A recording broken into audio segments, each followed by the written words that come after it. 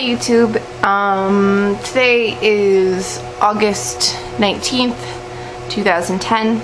I'm 22 weeks and 4 days. So that's pretty exciting. We found out on our big anatomy scan. I made a video before that. We found out that we're having a boy, so I was right. So because I have hypothyroidism, the doctor wants me to come in monthly for growth scans, because when I first went into my midwife appointment, I was kind of like freaked out because I had had so many early ultrasounds, and they told me I'd probably only have one more ultrasound before I delivered, and I was like, wow, I've already had 4 ultrasounds and now I'm only gonna have one more. But the perinatologist who was there at my anatomy scan said that they recommend that people with hypothyroidism are seen monthly so that they can check the growth of the baby. So we went today. We had another growth scan, and he's actually measuring slightly ahead, like he has been since day one. So that's good. They said he's 1 pound and 4 ounces, so that's exciting. Because you know, for so long you get those updates in your email. They're like, size of a banana and 10 ounces, and I'm like, I don't really ever use anything that's 10 ounces. I mean, you know, I think about a cup of water or something, but excuse me, it's exciting now that he's a pound, bigger than a pound. And I know that those ultrasound things can be off, but it's exciting anyway. So what else? I've been feeling regular movement every day.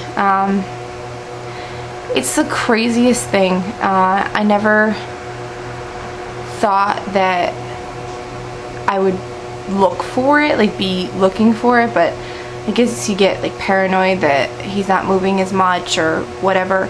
But there are some times when he gets me hard, and like I get like surprised by it, you know. But it's really, really neat.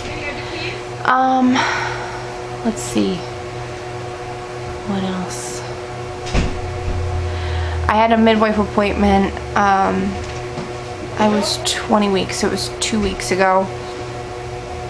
I have thus far gained 11 pounds, which is not good. My midwife kind of gave me like a lecture about it, and if I weighed 5 pounds less than I did when I got pregnant, I would be right on track, but because I weighed 5 pounds more, it puts me in a different BMI bracket, and then that puts me in a lower weight gain range, obviously. So I have to make an appointment for around 24 weeks. I'm gonna do the 1-hour glucose challenge test, which I am super nervous about, just because when we were going through fertility treatment and everything, you know, I had the 3-hour glucose tolerance test, and they told me that I had some insulin resistance, but not really, and they weren't even going to put me on metformin, but then they did. So it just makes me nervous that now that I'm actually pregnant, everything's going to be even worse, and I'm going to have to really watch my diet. And I have been doing okay, and that's what made me like really sad when first of all, when I went for the midwife appointment, I got on the scale and she said to me, this can't be right, get off. She fiddles with the thing, like recalibrates it, and she's like, okay, get back on. This cannot be right, step off. So then she's doing something else to it, and I'm like, it's probably right, like, please, you're making me feel bad. You know what I mean? Like, I know, just stop tinkering, it's probably right. So then she made me do that like 3 more times, and then finally she let me get on the scale, and she was like, oh, I guess you did, oh, yeah, that's like 5 pounds last month. Okay, all right, well, we'll have to talk. And then she just like made me feel bad. And the thing is that like I'm not a bad eater, you know. I naturally have a difficult time. I always have a difficult time losing weight. It's pretty easy for me to maintain my weight, but that's with like running every day, going to the gym, you know, 4 or 5 times a week. So I've been much slacker with that since I've gotten pregnant. So I expected to gain weight because that's just my body, but it was just the way she went about it, like, oh no, that can't be right, you can't be that heavy. So it was upsetting. It was upsetting. Let's see what else. I've been working a lot. I started having Braxton Hicks contractions actually at like 20, I think it was like on the day that I turned 20 weeks, I started having them. And I was like really freaked out about it. They weren't painful, and it was the weirdest sensation I've ever felt in my life. Like just like this really tight feeling in my uterus, and then it would last for like 30 seconds and then go away. And it would happen when I was at work for the most part. So I mentioned it to my midwife, and she said that at my next growth scan that she would ask them to check my cervix. So they checked my cervix today, and it was 5 centimeters long. They said anything greater than 3 is good.